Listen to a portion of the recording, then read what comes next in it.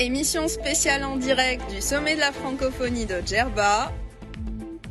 Préparée par les étudiants du club de la presse francophone de l'IPSI, en collaboration avec l'UPF Tunisie et l'IFT.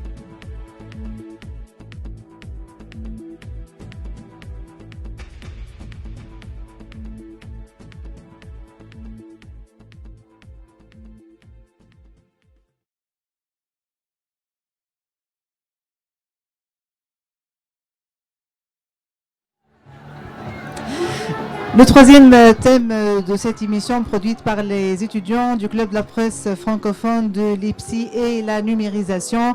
Donc la nouvelle ère du journalisme est désormais envahie par la numérisation. Les nouvelles technologies constituent aujourd'hui la pierre angulaire du nouveau paysage médiatique. Il suffit de constater l'impact des réseaux sociaux pour conclure leur dominance. Dans cette partie de notre émission, nous allons traiter de cet aspect avec deux invités. Raouya Khader, journaliste et productrice du podcast. Bonsoir. Bonsoir. Bonsoir. Et Benjamin Marteau, directeur de la plateforme Pix. Bonsoir. Bonsoir. Bonsoir. Donc je vais céder la parole à Bothaina pour entamer l'interview. Bonsoir Raouya. Bonsoir. Tout d'abord, on vous remercie d'avoir accepté notre invitation. Et pour commencer, le podcast est désormais un nouveau format journalistique. Comment a-t-il réussi cette percée dans le monde et spécialement en Tunisie ? Alors le podcast, c'est vrai que c'est une tendance, mais c'est une tendance qui date pas d'aujourd'hui. Ça fait à peu près, on va dire, un peu plus d'une dizaine d'années que ça a commencé, bien sûr, aux États-Unis d'abord. Qu'est-ce qui explique ce phénomène aujourd'hui, que ce soit en France, en Europe et même en Tunisie aujourd'hui, avec, on va dire, quelques période de décalage, mais c'est une tendance parce que à l'ère du numérique, à l'ère de la vidéo, à l'ère du contenu rapide et consommable, le podcast est venu répondre à un autre besoin en fait, un besoin d'apprendre, un besoin de consommer là où on est. Alors le podcast, très rapidement, je vais un peu le définir, c'est quoi ? C'est du contenu audio qui est sur Internet, donc digital. On peut le consommer en online, donc sur les plateformes de diffusion qu'on connaît, Spotify, Google Podcast, Apple Podcast, etc.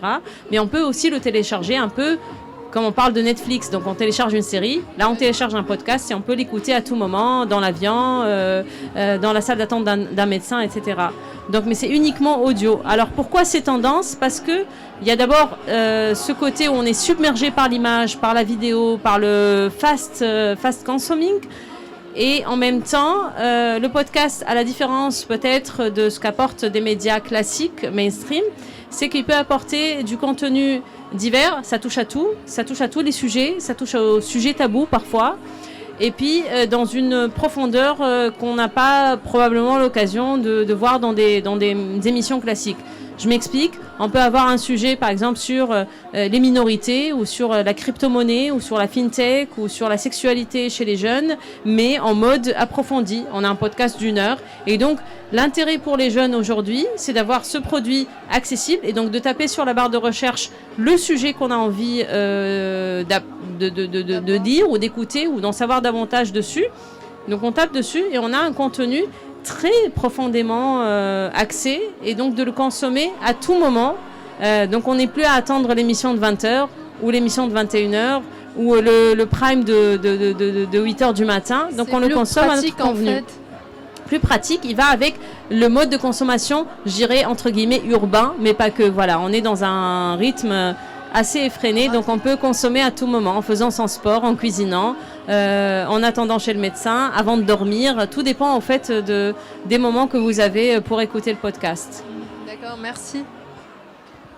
Merci Madame Khader, vous avez partagé avec nous maintenant une recette réussite de comment produire un podcast, mais c'est vraiment, ce n'est plus secret aujourd'hui dans l'ère de numérisation, et notamment en Tunisie, c'est grâce à votre podcast Khadman Difa par exemple, et d'autres productions que vous faites, et pourtant ma question s'articule autour de cette thématique. Vous étiez parmi les pionnières du podcast en Tunisie, le podcasting qui a connu aujourd'hui vraiment un véritable essor, une véritable réussite dans le digital, et pour vous, Laouya, si vous pouvez partager avec nous cette petite expérience. Alors, petite expérience, c'est vrai que c'est arrivé en 2020, donc lors de la pandémie. Moi, je suis issue de la radio publique, donc moi, je suis journaliste, productrice, animatrice à RTCI.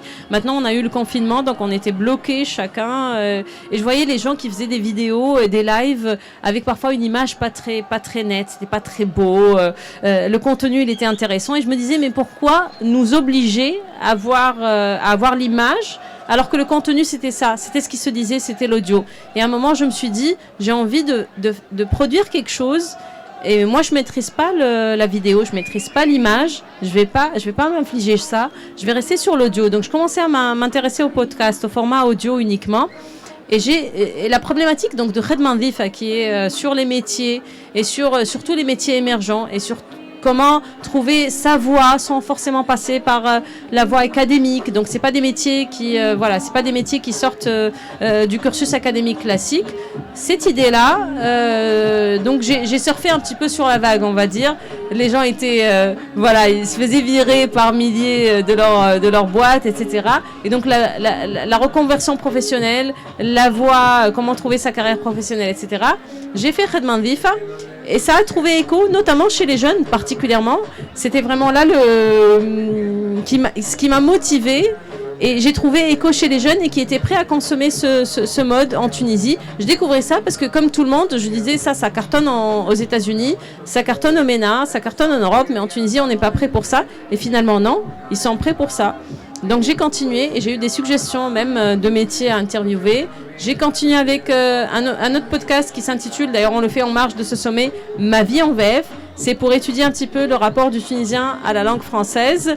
C'est pour dire à quel point le podcast peut aborder des sujets improbables en fait et y aller en profondeur. Donc ça, et il y a de l'audience pour ça. La Tunisie est prête aujourd'hui, je pense, pour accueillir, pour être un parfait audimat pour les podcasts en Tunisie. Et je pense que cette particularité tunisienne et cette particularité de cibler votre travail aussi pour la jeunesse vous a permis aujourd'hui d'avoir de plusieurs horizons, de plusieurs opportunités pour toujours produire de nouveaux podcasts et d'avoir de nouvelles idées.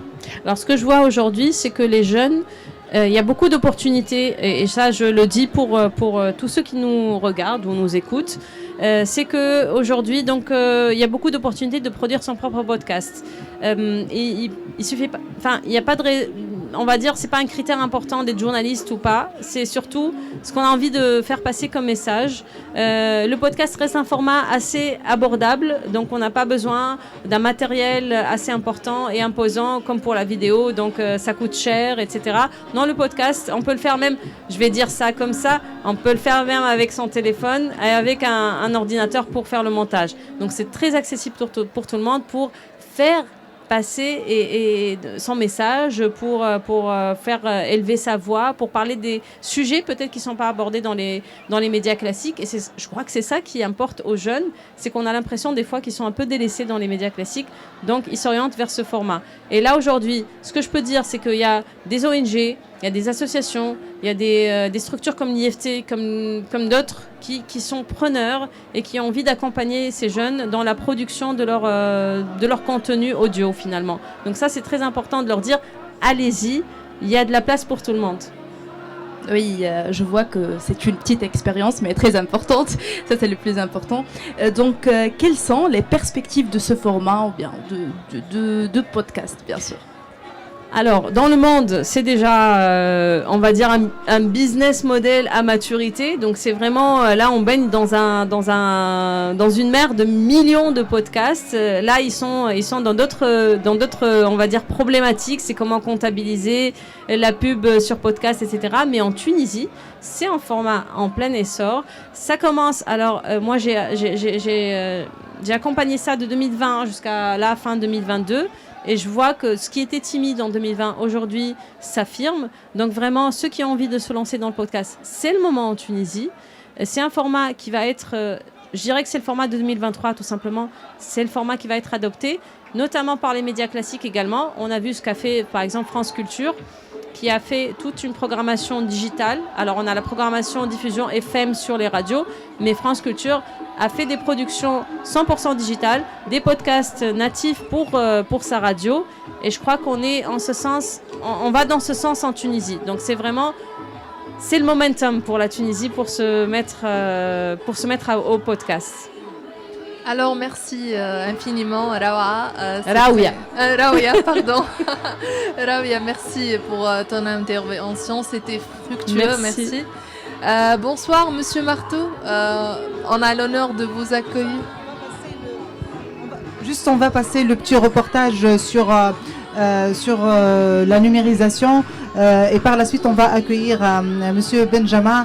Je remercie Raouia infiniment pour ces ondes positives que vous dégagez et pour ce partage d'expérience. Vraiment, c'était très sympa, très important. Raouia est très connu dans le monde du digital, le podcast aussi. Vous avez déjà eu le prix, un prix.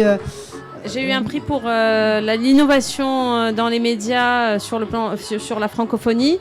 Et voilà, juste pour dire qu'il y a une plateforme de production et de diffusion de podcasts, Tunisia Podcast, où tous les Tunisiens peuvent aller. Sur Tunisia Podcast, c'est Tunisia Podcast, effectivement, pour héberger et diffuser leurs podcasts. Voilà, donc merci beaucoup. Avant de faire l'interview avec Benjamin, on va passer le reportage sur la numérisation, un reportage réalisé à l'occasion de ce sommet de la francophonie.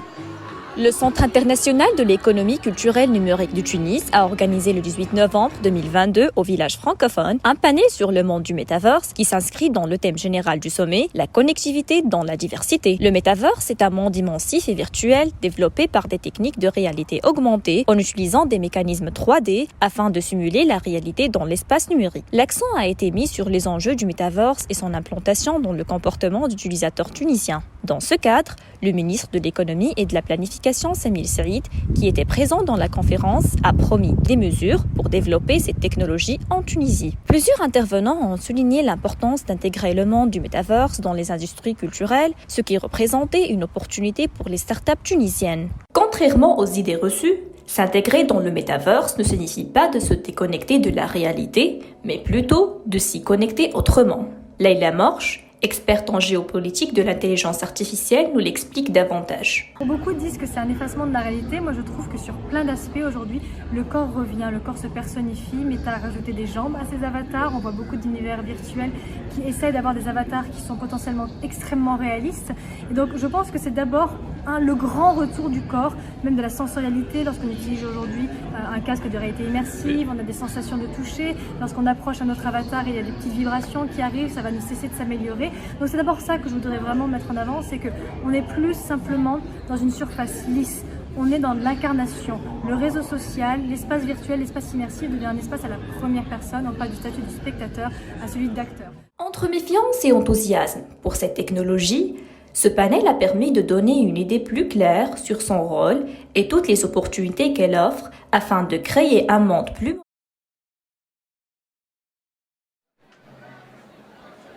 Nous parlons numérisation dans le sommet de la francophonie. Après avoir interviewé Raouia Khader, notre invité, c'est Benjamin Marteau, directeur de la plateforme Pix, et c'est Bouthaina qui va commencer l'interview.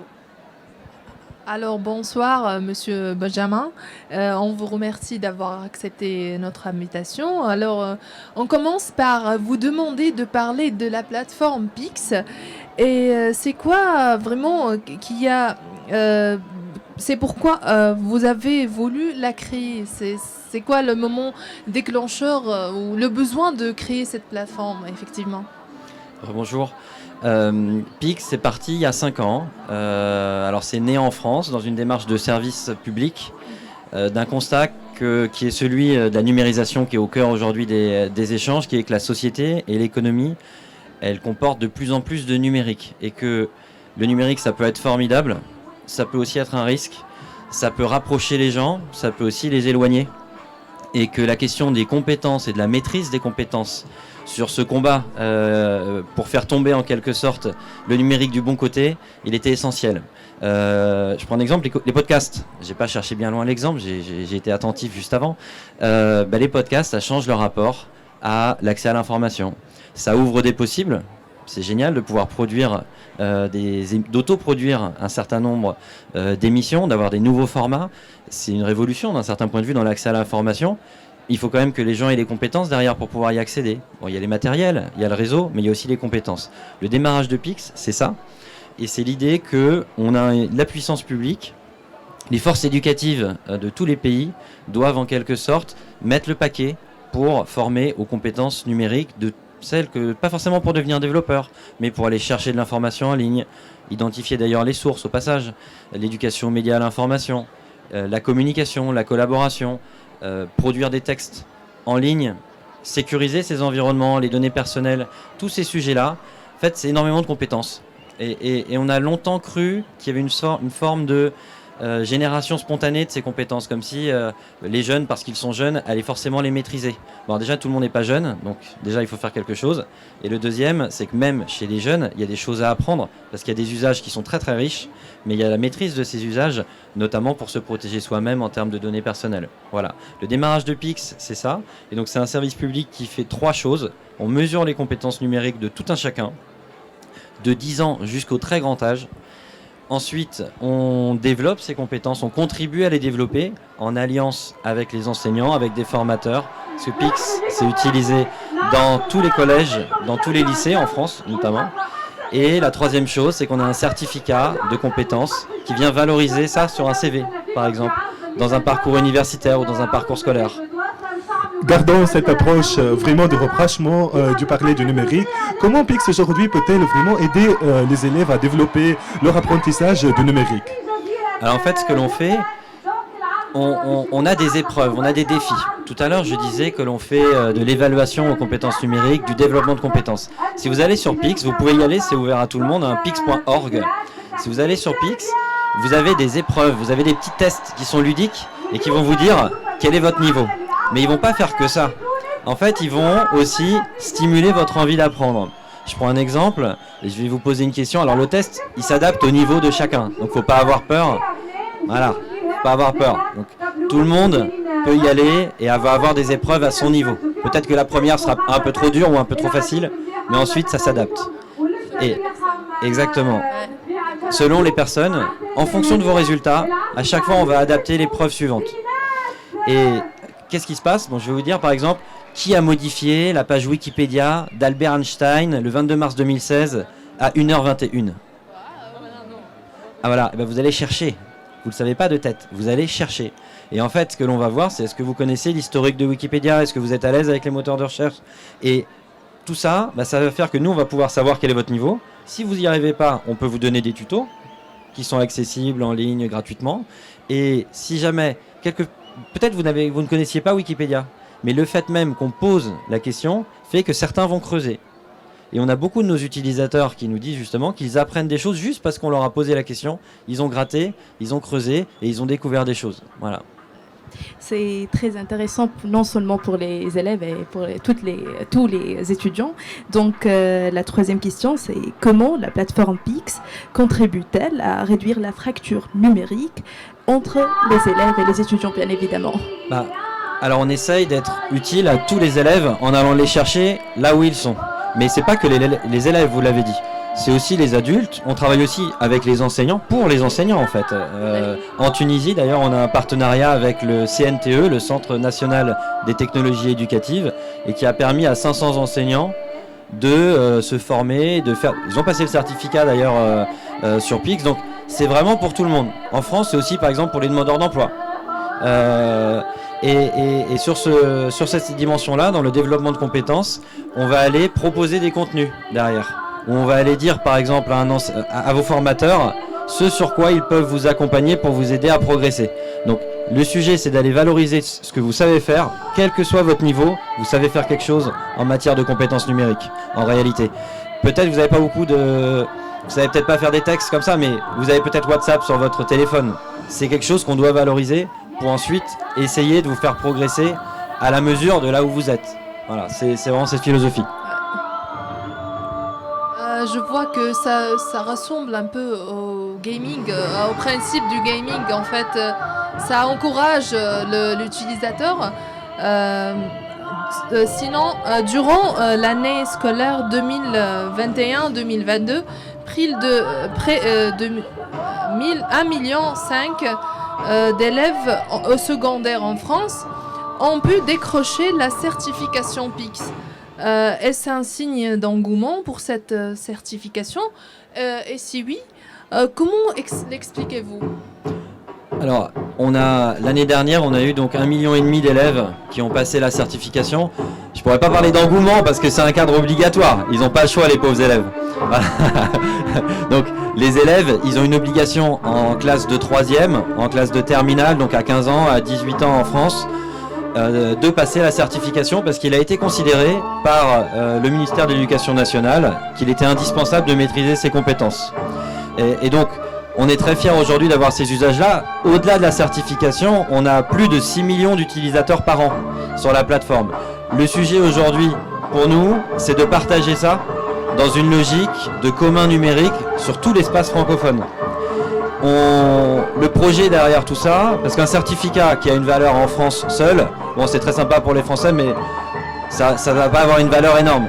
L'idée, c'est qu'il y ait une valeur en Tunisie, c'est que ça puisse avoir une valeur dans d'autres pays, même de l'Union européenne. Ça a aujourd'hui déjà une valeur, par exemple, en Belgique, et que tous ensemble, on travaille à l'amélioration de PIX. C'est vraiment le projet derrière, et donc nous, c'est aussi pour ça moi que je suis là aujourd'hui et pendant ces quelques jours, c'est qu'on a le projet de mettre en partage PIX avec la Tunisie, de pouvoir accueillir des développeurs tunisiens dans l'équipe, de pouvoir avoir des enseignants tunisiens avec nous pour produire les épreuves et de faire de PIX un véritable commun francophone utile au développement des compétences numériques dans tous les pays. Et même au sein de l'équipe qui travaille sur PIX, vous avez des Tunisiens et des Belges? On a des Belges aujourd'hui et on est ouvert et on aimerait beaucoup accueillir des Tunisiens et j'ai vu des gens peut-être aujourd'hui qui pourraient. Voilà, exactement. Reliant tout ça au thème de ce sommet, la connectivité dans la diversité, vous pensez qu'aujourd'hui, la savoir-faire de développement de votre plateforme PIX, est-ce qu'elle est vraiment exportable aujourd'hui en Tunisie, par exemple? Alors bon, le premier point pour nous, moi je suis pas là pour exporter quelque chose. Je suis là pour mettre en partage et essayer de voir si ça peut être intéressant de construire quelque chose ensemble. On sait aujourd'hui que les contenus qui sont sur PIX, ils sont déjà assez partageables et assez partagés parce que on a déjà 500 enseignants tunisiens qui ont passé la certification. On a eu des très très bons retours d'usage et on envisage d'aller beaucoup plus loin en lien avec le ministère de l'Éducation nationale tunisien. Et donc on sait que c'est quelque chose qui peut être commun. Pourquoi? Parce que les compétences numériques, en réalité, ce sont les mêmes. Les compétences numériques selon le podcast, les États-Unis, Europe, en Tunisie, c'est les mêmes choses. Il y a une grammaire commune des compétences numériques qui est internationale. À partir de là, évidemment qu'on peut arriver à faire quelque chose de commun. Par contre, il faut travailler sur les contextes, il faut travailler les manières aussi d'utiliser la plateforme, la manière de s'en saisir dans les systèmes éducatifs avec les enseignantes et les enseignants par exemple. Et donc là-dessus, on a énormément à apprendre. Et on est très très motivés pour continuer l'aventure en tout cas, et si le message pouvait être entendu, ce serait formidable. Voilà. Merci beaucoup, merci. Je vous remercie Benjamin Marteau, directeur de la plateforme PIX. Je remercie encore une fois Rawia Khader, journaliste et productrice de podcast. Merci pour ce partage, pour ce thème de numérisation qui a été bien traité dans le cadre de ce sommet de la francophonie. Je remercie également les étudiants de l'IPSI, Bouthaïna, Ahmed et Feten pour cette interview. Notre émission arrive à terme. C'est une émission qui a été produite dans le cadre du sommet de la francophonie, une émission produite par les étudiants du club de la presse francophone de l'IPSI en collaboration avec l'UPF et l'IFT. Je remercie tous nos chers invités, tous les étudiants, aussi les formateurs de l'UPF. Je remercie également l'IFT, l'IPSI et UPF. Bonne soirée et au revoir. Émission spéciale en direct du sommet de la francophonie de Djerba. Préparée par les étudiants du club de la presse francophone de l'IPSI, en collaboration avec l'UPF Tunisie et l'IFT.